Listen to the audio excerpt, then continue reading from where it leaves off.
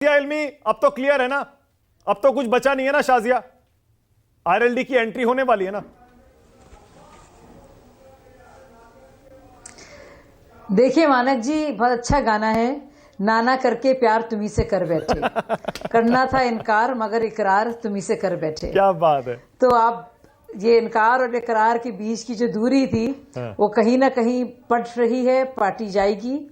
और उसके अलावा मैं कहना चाहूंगी, आपने बहुत ज़रूरी बात कही, और मैं ये आज के दिन बड़ा ख़ास दिन है और ज़रूरी दिन है जब चौधरी चरण जी को भारत रत्न से नवाजा गया है। मसीहा किसानों के, गरीबों के, और किस तरह की उनकी ईमानदारी के किस्से और उनके जो लोग कायल हैं। तो मैं आपको ये बताना चाहूंगी, उन्होंने जब प्रधानमंत्री इंदिरा गांधी जी के सामने इस्तीफा दिया था, तो इस्तीफा सौंपते वक्त उन्होंने कहा था कि वो इंदिरा गांधी से अपने सरकार के लिए समर्थन नहीं चाहते, क्योंकि उन्होंने ये शर्त रखी थी कि आपातकाल के दौरान हुई ज्यादतियों से जुड़े जो केस उनके खिलाफ दर्ज हुए थे वो वापस लिए जाए। उन्होंने कहा कि मुझे ये शर्त मंजूर नहीं है और मैं इस पद से इस्तीफा दे रहा हूं। चौधरी चरण जी ने यह भी कहा कि यदि हम सत्ता में बने रहने के लिए ऐसा करते हैं तो देश हमें कभी माफ नहीं करेगा। आपने आपातकाल का क्योंकि जिक्र किया था, प्रधानमंत्री जी के आज के ट्वीट का की जिक्र किया था, जिसमें ये शुभ खबर सबको दी गई है, सूचना दी गई है। मुझे लगता है ये कहना बहुत जरूरी था। तो मुझे ऐलान कब हो रहा है? सारा की सारा सस्पेंस आरएलडी का एनडीए में आने वाली घोषणा कब होगी? वही मैं कह रही हूँ कि बहुत जल्दी से, मैं कह रही हूँ कि बहुत ही जल्दी ये जो है घोषणा भी हो जाएगी और ये सस्पेंस अभी थोड़ी देर के लिए है, तो उसे बने रहने दीजिए। हालांकि अब सस्पेंस बचा नहीं है, जैसे मैंने कहा, जयंत चौधरी अगर कह देते हैं अब क्या कसर बाकी रह गई। रागिनी अब क्या करेंगे बताइए, एक एक करके सारे जा रहे हैं। कहेगा सस्पेंस मंगनी हो गई, अब तो मंगनी हो गई। विनोद जी सही, मंगनी हो गई शाजिया जी। कर्पूरी जी का को भारत रत्न दे के मंगनी हुई थी नीतीश कुमार के साथ, अब चौधरी साहब को भारत रत्न दे करके जयंत चौधरी के साथ हो गई एनडीए की। और शाजिया कह तो रही है नाना करते प्यार तुम्ही से कर बैठे, वो तो कह रही है, मान रही है, वो कह रही है बस औपचारिक ऐलान होने वाला है। अब देखिए शाजिया मुस्कुरा रही है, रागिनी बहुत गंभीर लग रही है आज। रागिनी इतना, शाजिया इल्मी, शाजिया 400 तो नहीं हो पा रहा, काफी पीछे रह गए इस सर्वे में, तो आप 335 आ रही है। अब बात सुनिए, अब बात दूसरी बार के बाद तीसरी बात, और पहली बार ऐसा हुआ है जब एक प्रधानमंत्री लगातार 2 बार न सिर्फ जीता है बल्कि ज्यादा बहुमत से आया है और एक एब्सोल्यूट मेजोरिटी के साथ आया है।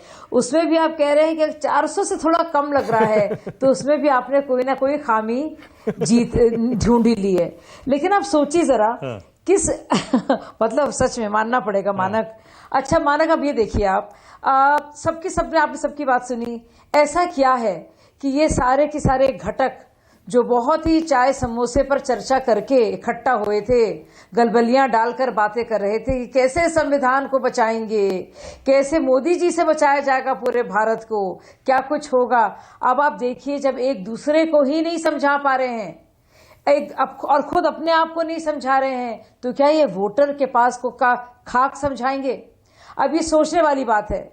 क्यों ऐसा लग रहा है? आपने देखा, और आपने एक नाम और छोड़ दिया था, मिलिंद देवरा का भी। तो चाहे बहुत ही दिग्गज नेता हो कांग्रेस पार्टी के, जो लगातार आते ही रहे, एक झड़ी सी लगी रही है, चाहे ज्योतिरादित्य सिंधिया हो या और बहुत ही बड़े नाम हो, हेमंता बिस्वा शर्मा हो, उनके नाम आपको छोड़कर आप देखिए कि ऐसा क्या है, ऐसा क्या है कि सपा भी अभी कुछ भी कह दे भाटी जी यहाँ पे बैठकर हमारे, लेकिन वो भी जानते हैं कि क्या अखिलेश जी के मन में है ख्याल और सोच कांग्रेस के बारे में, राहुल गांधी जी के बारे में। अच्छा, और असली पॉलिटिक्स और अधीर रंजन जी के बारे में तो हम सब जानते हैं, क्या कुछ उन्होंने नहीं कहा ममता बनर्जी को। तो अब जरा देखिए पूरा खेल ये तक हो रहा है, ये भी सुनने अच्छा शाजिया, एक सवाल और, अगर 400 का दावा आपका या 400 का आपका जो लक्ष्य है, इन्होंने पुराने वामपंथी, आखिरी बात, वामपंथी जो सबसे ज्यादा सगे हैं इस वक्त राहुल जी के, वो तक कह रहे हैं कि भाई राहुल जी को कोई और नहीं मिला, उन्हें वायनाड ही सूझा था। तो ऐसा क्या हो गया है, इस पर आत्मचिंतन करने की जरूरत है। ओके, अगर 400 का लक्ष्य जो हमारी पार्टी इतना ही रियलिस्टिक था, इतना अचीवेबल था शाजिया, तो एक एक करके इतने सारे लोगों को अपने साथ लाने की जरूरत क्यों पड़ी? अजीत पवार, एकनाथ शिंदे, नीतीश कुमार, अब जयंत चौधरी, फिर अकाली दल, फिर टीडीपी। हम तो चाहते पूरा भारत हमारे साथ हो। जो औरों के लिए मजबूरी है वो हमारे लिए मजबूती है, आप समझिए। ओके। और जिस तरह से लोग खुद ब खुद आना चाह रहे हैं, हम तो चाहेंगे सब आए, पूरा भारत हमारा हो, पूरा इंडिया हमारा हो, हम तो ये चाहेंगे। ओके रागिनी, हाँ, जाहिर सी बात है, जो रागिनी, उसके बाद आ रहा हूं विनोद जी। जो सिर्फ नकारात्मक टाइम भी सोच खत्म होने वाला है।